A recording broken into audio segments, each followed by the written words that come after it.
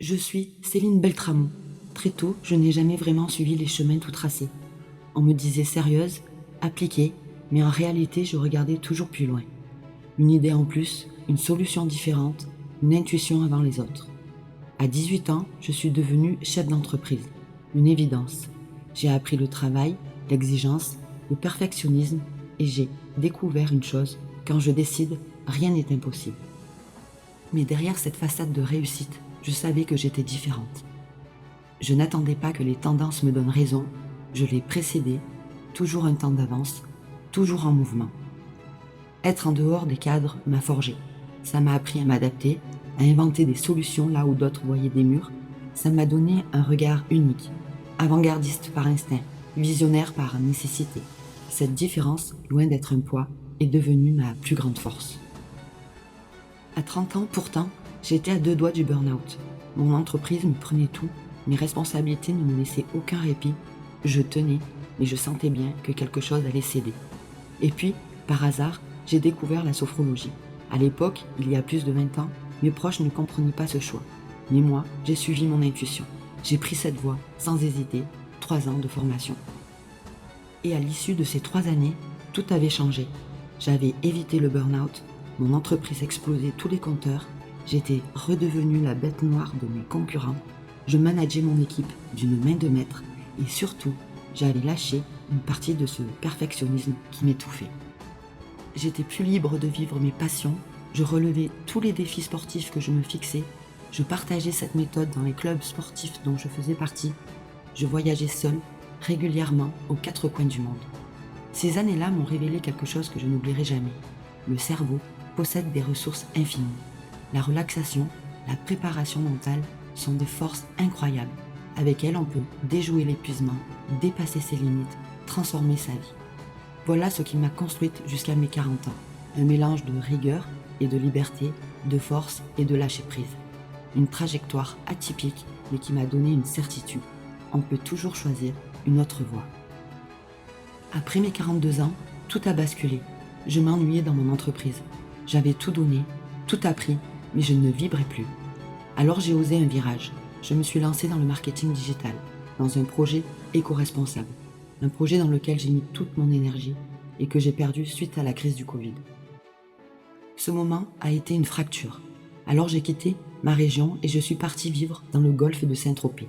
Là, j'ai connu un autre rythme. Je suis passée par le salariat, puis je me suis formée au bien-être. J'ai découvert la puissance des massages et très vite, mes mains se sont naturellement tournées vers le visage. Dans le miroir, je voyais aussi mes propres changements. Le temps qui marque, l'angoisse discrète mais bien réelle de ne plus se reconnaître totalement.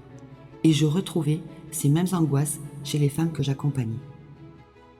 Alors, j'ai exploré le yoga du visage, la sophrologie appliquée aux traits, et en écoutant mes clientes, en particulier celles qui venaient de subir une opération esthétique, j'ai découvert leur solitude. Les nuits blanches avant, le stress immense du jour J, le blues qui les envahit après, le miroir qu'elles évitent. Puis, j'ai quitté le golfe pour revenir dans ma maison de campagne. Loin de l'effervescence de la Côte d'Azur, c'est là que tout s'est aligné. Mon parcours, mes outils, mon intuition. Je me suis rappelé la puissance de la sophrologie que j'avais vécue des années plus tôt, la préparation mentale qui m'avait permis d'éviter le burn-out, de relever mes défis sportifs, et j'ai compris qu'il y avait là une clé, appliquer ces outils puissants à l'accompagnement des femmes en transformation esthétique. Et c'est là que tout a changé, parce qu'aujourd'hui je sais que je ne suis pas une thérapeute, ni une accompagnante classique. Je suis une passeuse de transformation.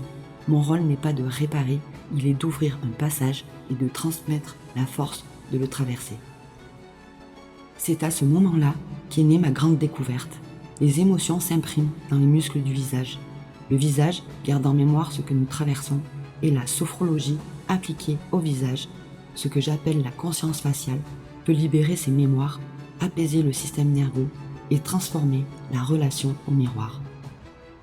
C'est ainsi qu'est née Sophrofacial, une méthode différenciante pensée pour les femmes avant et après une opération et aussi pour soutenir les chirurgiens esthétiques dans le suivi de leurs patientes.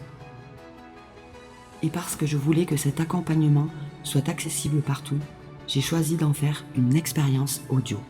Des séances immersives guidées par ma voix que l'on peut écouter où que l'on soit.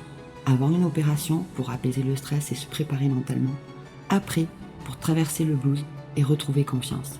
Ou chaque fois que le visage a besoin de respirer. Sophrofacial, c'est ce pont inédit entre préparation mentale et transformation esthétique. Une expérience audio intime qui aide chaque femme à réhabiter son visage de l'intérieur avec confiance, douceur et vérité. Dans cette séance sophrofaciale, je ne me contente pas de vous donner des conseils génériques.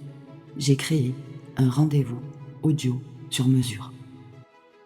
Femme qui vous apprêtez à traverser une transformation faciale, je décrypte vos ressentis, j'accueille vos peurs invisibles, je scanne votre visage, je vous guide dans la relaxation, je vous aide à vous projeter et je vous offre des manettes qui transforment cette étape en un levier de sérénité et de confiance.